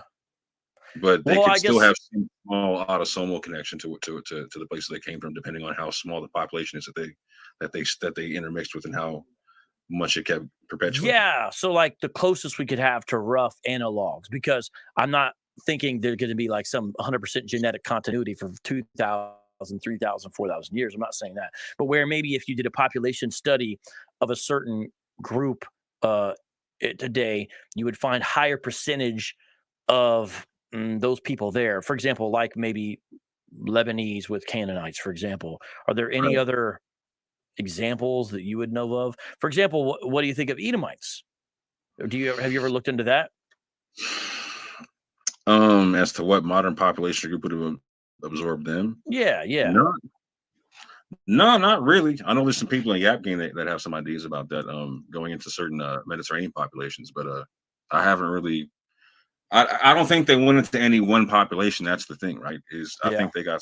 I think most of these people got spread onto a lot of populations. So I think it's a lot of being absorbed into a lot of different directions. It's like almost four corners for everybody, going into the four corners of the world for everybody. With that. Do you think that some groups have maintained some level of consistency better than others? For example, from what I know, I think there's a rough consistency with the Assyrians, for example, and then maybe some consistency with some Jewish people, but I don't know. Do you think there's some a more continuous flow from ancient world till now? So just to be technically clear, what are you saying by consistency? Because there's it's going to be sticky for a couple people. Yeah, probably just basically where you could say within this population you'll find a higher percentage of these people or something like that. So so now how much in the genetics do you want to get into? Because it seems like we're gonna start comparing the CMH and some other stuff. Well, I wasn't really going there, but well, let me show you one thing. I'm going to read it because and the reason why I say that is because we're going to get into haplogroups and whatnot more so than anything, right? I'll tell you what. Let me, instead of me hogging the questions, let's get, because we could maybe do a follow-up show with that. Let me get some of the other questions from the audience. How about that? Here's what we have. Okay, right here. Bada boom, bada boom. DW says, I thought Jordan to be modern place of the Edomites.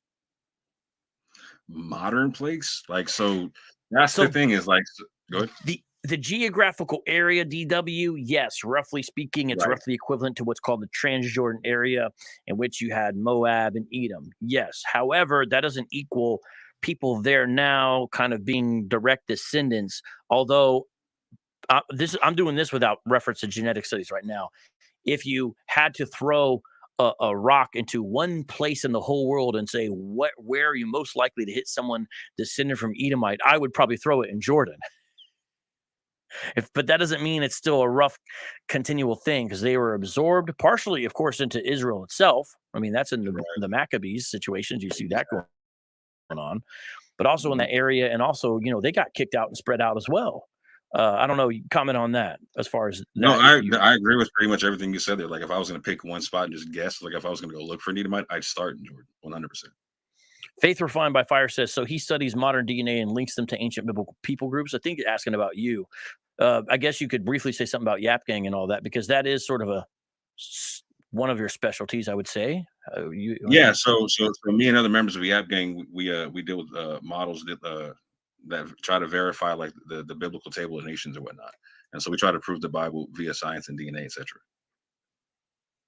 So yeah, we do try to link up ancient or biblical groups with DNA, etc. whatnot. Excellent. But we do not do stuff like say like E1B1A is definitively the Hebrew Israelite DNA. We don't do stuff like that. We don't try to talk past the papers. We don't try to talk past the information, etc. We put forth models to try to prove the Bible, and that's about it. Okay, excellent. Appreciate that. Faith Refined by Fire says Edom was south of Israel, I thought. Well, yeah. So like. Again, this is on my phone, but you see the King of Judah, and then you got where Edom was back then. So that's back then. So it is south of it. And then Moab over there. Is this live? Yes, it is live. It did not start 9 hours ago. It did. I know why that is, because when I move the time, sometimes it'll say that, but no. And Bane Mailer says Israelites married some of these people. They definitely did. I mean, the Bible even talks about that. No doubt about that. Thinking Philistines, there are some artifacts of them and a connection to some of the Palestinian peoples. I don't know. Have you ever looked into that? Palestine, there's some artifacts of that connection. I think it's an artificial connection. I don't think there's a connection in any meaningful way. The only connection is linguistically, as far as the name Palestine being from Philistine. The Romans, this is my understanding. You again, give your thoughts, Orthodox, more. The Romans said, we're going to call this area Palestine, and it seemed to be partially a dig against Israel, naming the area based upon one of their ancient enemies, not because it was populated by Philistines.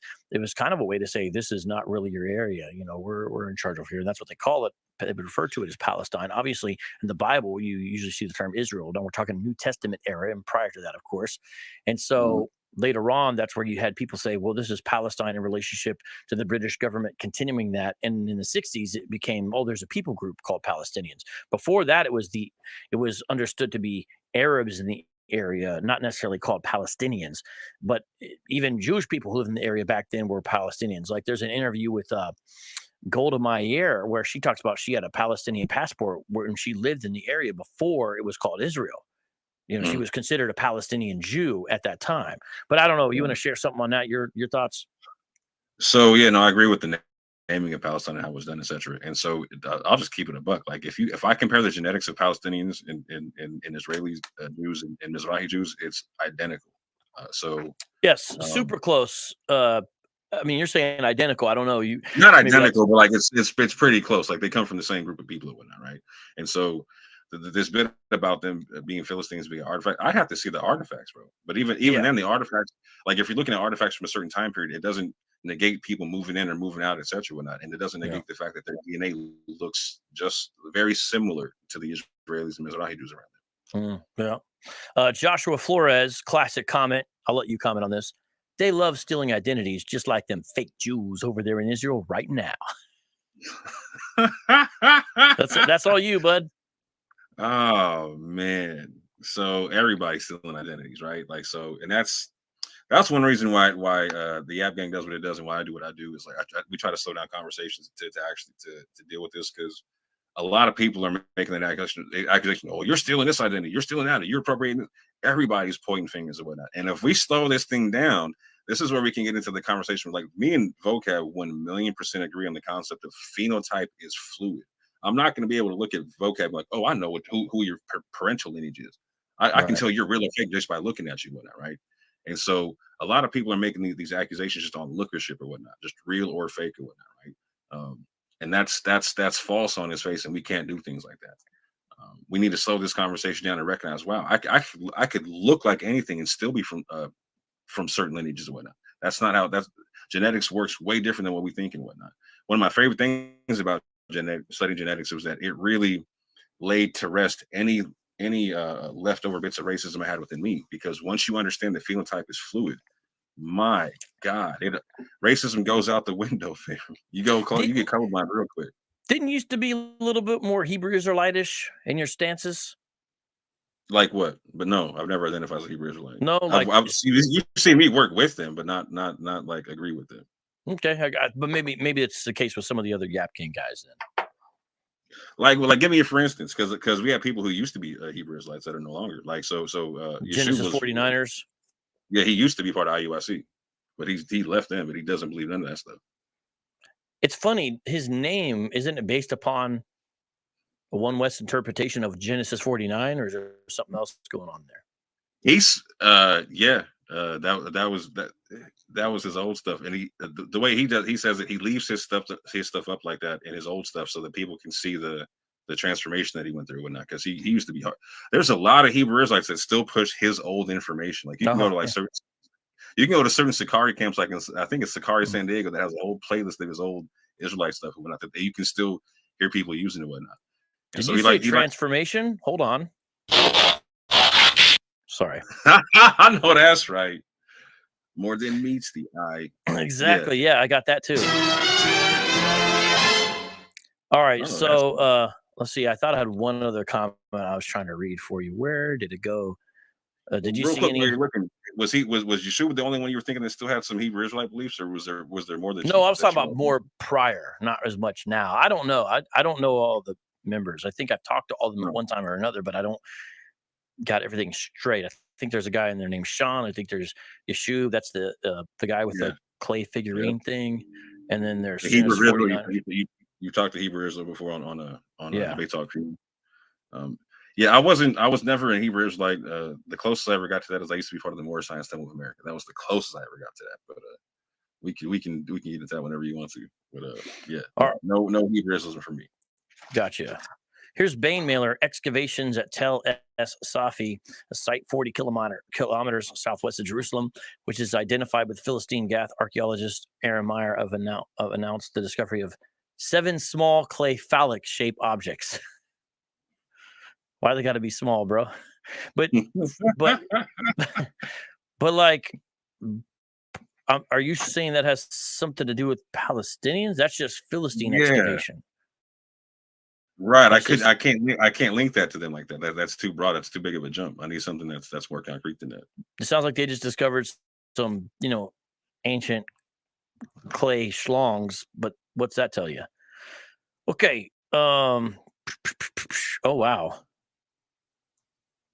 Joshua Flores, Mayan predicted in 2012 there was going to be a change in age, and look at the awakening now.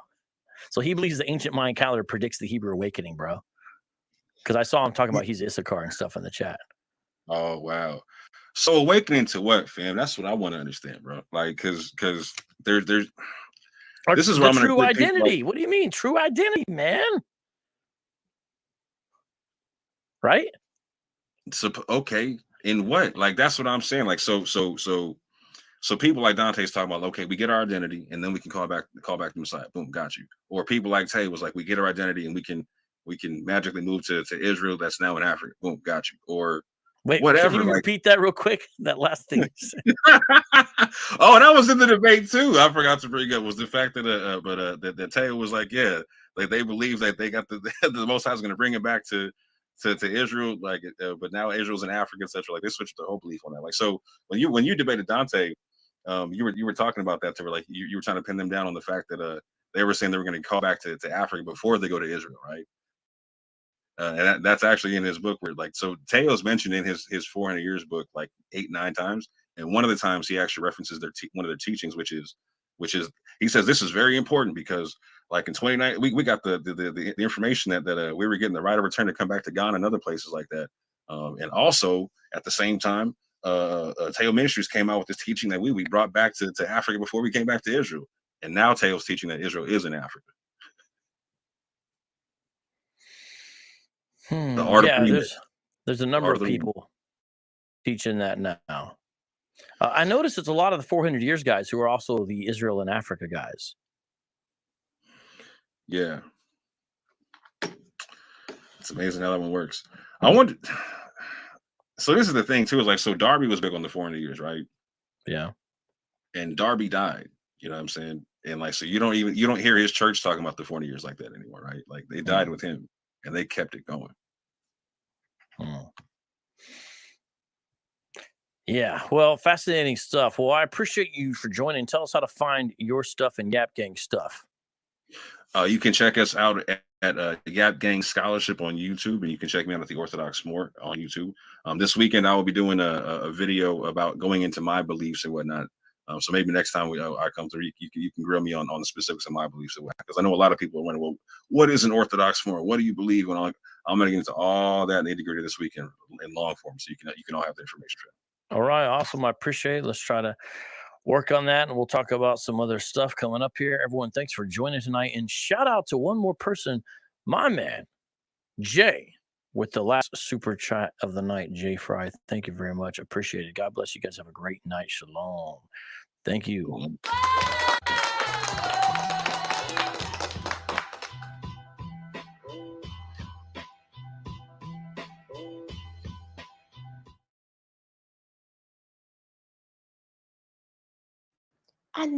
I was shocked that Dante was next on the chopping block. They hit Dante. Then they hit me, which is fine. And now Benaiah, who's next? Who's next? That's my next video. Who's next? Who's next? Who's next? Who's next? Next! Next! Who's next? Did he ever Who's hurt next? you? I got milk, baby. The IBF middleweight champion of the world, James Lights Out.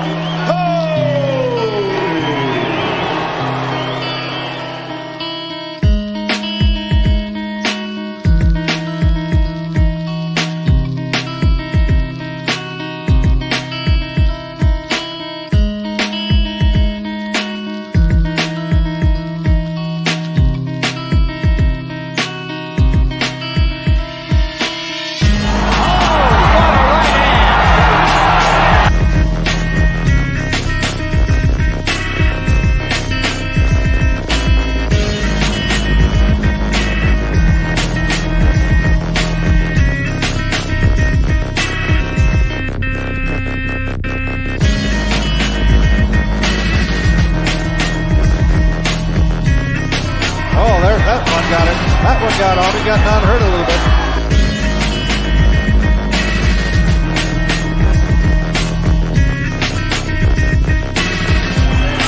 Oh my God! Oh, Tony! That's it! That's it! Got it down! Almost got it down!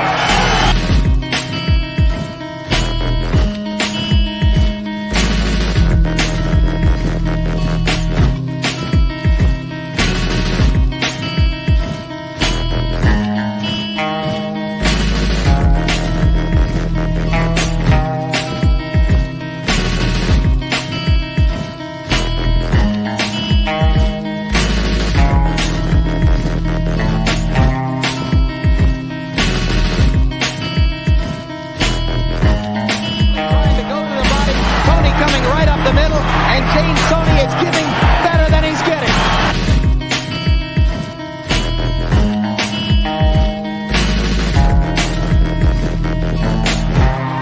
That's it. It's over.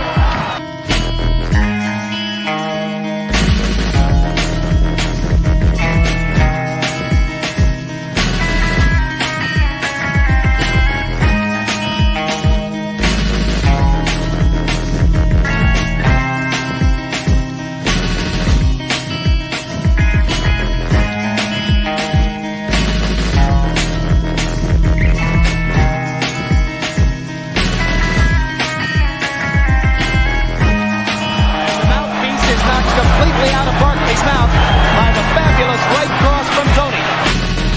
Tony trying to choose his shots, and down goes the knockdown.